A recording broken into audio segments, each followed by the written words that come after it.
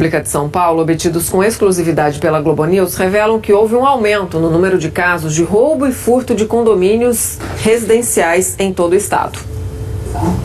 Raquel, e o aumento foi assim realmente impressionante, principalmente de furtos de condomínios na cidade, isso nos primeiros meses desse ano. Paulo Araújo já está aqui com a gente para trazer mais detalhes, Paulo, e várias coisas explicam, né? Vários comportamentos explicam essa alta e essa contínua, né, onda de medo que a gente vive. Para quem mora em condomínio aqui em São Paulo, somos um exemplo disso.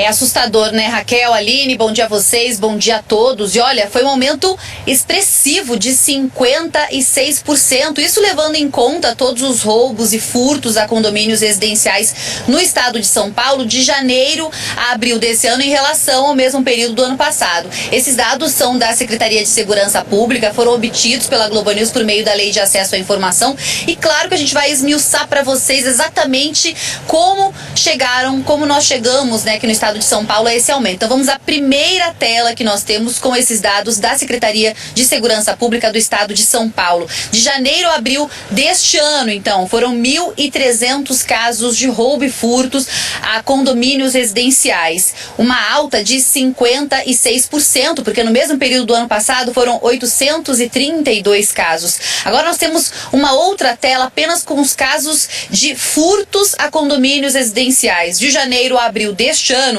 foram 1.235 casos, um aumento de 58% em relação ao mesmo período do ano passado. E temos agora uma outra tela com os números apenas de roubos a condomínios residenciais. De janeiro a abril deste ano, foram 65 casos, um aumento, portanto, de 27% em relação ao mesmo período do ano passado. Eu vou conversar agora com o José Elias de Godoy, que é especialista em segurança de condomínio, segurança pública. José Elias, queria que você me falasse primeiro com relação a esses números que nós mostramos. A gente vê que teve um aumento muito grande, principalmente com relação a furtos. Inclusive o número de furtos a condomínios residenciais é muito maior do que o número de roubos. Exatamente o que costuma ser furtado? Como exatamente isso acontece? Bom dia. Bom dia. Na verdade, se furta tudo que você possa levar facilmente. Desde um celular até bicicleta. O que nós temos observado muito é a entrada no condomínio para furtos qualificados, mediante arrombamento, entra dentro do apartamento quando não tem ninguém, e aí o bandido, o ladrão, ele pega e coloca os pequenos objetos de valor, uma mochila, uma sacola, ou mesmo uma mala da própria vítima, e sai pela porta da frente. Entra pela porta da frente e sai pela porta da frente. Ou seja, quando o criminoso sabe que aquele apartamento está vazio, que não tem ninguém, conhece o horário, ou que a família viajou, que é um apartamento de temporada, isso é o mais perigoso. É isso que as pessoas devem principalmente evitar. Sim, na verdade não é um apartamento de temporada. A pessoa saiu para trabalhar, já deixou o apartamento vazio, o bandido vai no local, verifica se realmente não tem ninguém. Quando ele constata que não tem ninguém, ele arromba o apartamento e comete o delito internamente ali. Tem algum truque, por exemplo, alguma dica para você não deixar que saiba que o apartamento está sozinho, com relação a seu comportamento, ou deixar uma luz acesa?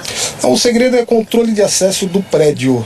Na entrada do condomínio, as pessoas que estão trabalhando é que na verdade são enganadas. 90% das invasões dos prédios se dá pela porta da frente, através de falha de procedimento. Porque a partir do momento que o ladrão estiver dentro do condomínio, ele vai em qualquer apartamento. Só que ele verifica primeiro se não tem ninguém. Porque se tiver alguém, ele tomar uma atitude, se transforma no roubo. Mas a grande maioria esmagadora que nós vimos ultimamente, mudou-se o modus operandi, invasão para poder entrar no apartamento mediante arrombamento. Tá ok? Então, vamos já falando sobre isso, então a gente vai citar um outro caso que aconteceu há alguns dias, porque nós estamos aqui na região da Moca, que é a zona leste da capital paulista, e aqui nessa região há alguns dias aconteceu um roubo a pelo menos 2 apartamentos em um condomínio. Inclusive nós temos imagens deste momento, deste dia. Uma moradora do prédio foi até a portaria para buscar uma sacola e ela liberou o acesso de 2 jovens que seguiram, foram até o elevador e em seguida eles roubaram pelo menos 2 apartamentos apartamentos desse prédio. Eu vou voltar a conversar aqui então com José Elias de Godoy, porque esse acesso permitido pela moradora, quando os bandidos entram pela porta da frente, por que isso está aumentando cada vez mais? E de acordo com o que o senhor falou, representa 90%, né, dos casos. Isso, na verdade, a invasão dos prédios, dos condomínios verticais, na sua grande maioria se dá pela porta da frente, como eu falei, 90%, e é fato.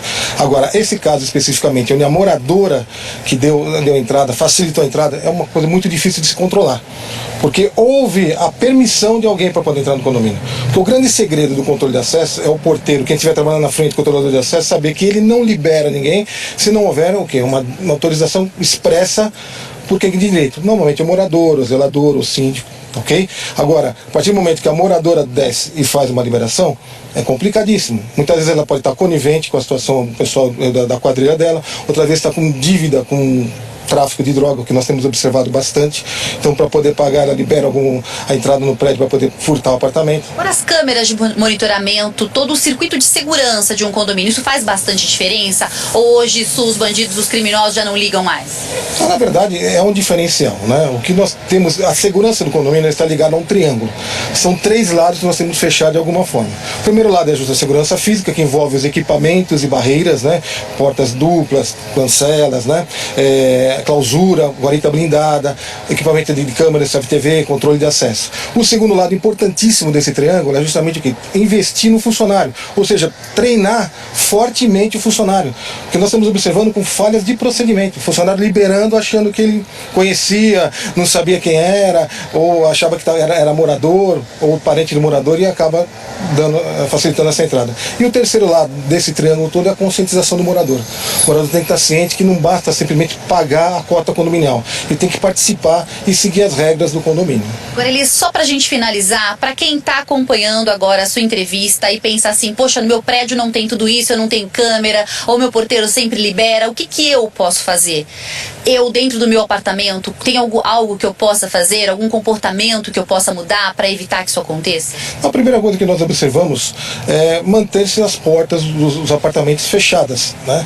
60% dos prédios a gente observa que as pessoas deixam as portas do apartamento e até de veículos abertas no condomínio. Outra situação importante, se ele quiser reforçar através de portas blindadas, equipamentos eletrônicos, mesmo câmeras ou alarme internamente, ligado ao sistema do celular, é interessantíssimo também, porque ele também controla o seu apartamento. Isso hoje não é mais falar, puxa, uma coisa difícil de acontecer. Hoje é muito comum. Então é a parte do morador, além de seguir as regras do condomínio. José Elias, muito obrigada, viu, por todas as dicas muito importantes sempre, né, Raquel, Aline, afinal de contas, um aumento de 56% de janeiro a abril desse ano em relação ao ano passado, no número de furtos e roubos a condomínios residenciais aqui no estado de São Paulo, é um aumento muito expressivo e assustador. É muita coisa, Paula. A gente agradece a sua participação, ao seu entrevistado também. Já tem